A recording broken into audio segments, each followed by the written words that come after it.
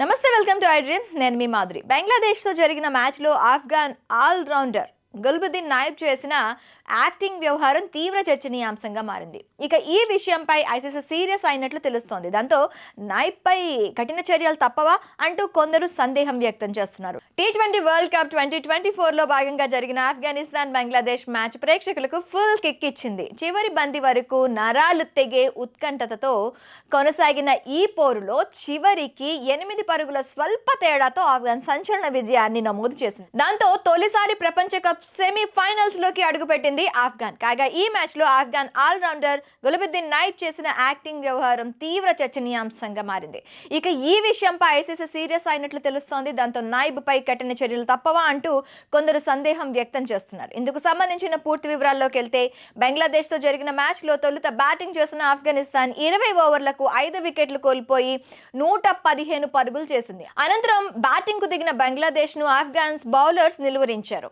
Target ను reach అయ్యే క్రమంలో బంగ్లా 11.4 ఓవర్లలో 81/7 స్కోరుతో ఉంది. ఈ క్రమంలో చినుకులు ప్రారంభమయ్యాయి.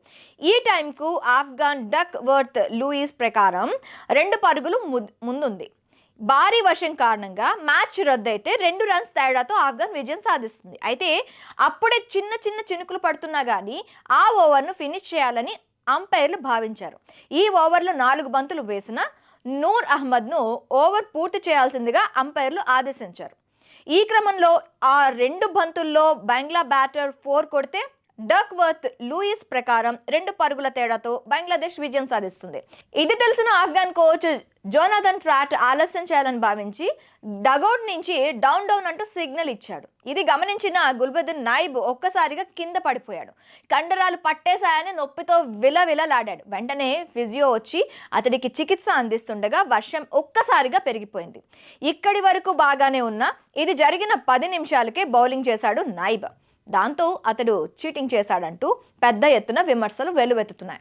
ఇక ఈ విషయంపై ఐసీసీ సీరియస్ గా ఉన్నట్లు తెలుస్తోంది. ఐసీసీ ప్రవర్తన నియమావళి ప్రకారం ఉద్దేశపూర్వకంగా టైంను వేస్ట్ చేయకూడదు. అలా చేస్తే ఆర్టికల్ 2.10.7 ప్రకారం లెవెల్ 1 లేదా 2 నేరంగా మ్యాచ్ రిఫరీ ప్రకటిస్తాడు. లెవెల్ 1 నేరానికి మ్యాచ్ ఫీజులో 100% జరిమానా, 2 సస్పెన్షన్ పాయింట్లు విధించి అవకాశం ఉంది. ఇక అంతర్జాతీయ టీ20లో 41.9 ప్రకారం బౌలర్ లేదా ఫీల్డర్ సమయాన్ని వృధా చేస్తే ఆ జట్టుకు 5 పాయింట్లు పెనాల్టీ విధిస్తారు అంపైర్లు. కానీ ఈ మ్యాచ్లో అలా జరగలేదు. మరి ఈ విషయంపై మీ అభిప్రాయం ఏంటో కామెంట్స్ రూపంలో మాకు తెలియజేయండి.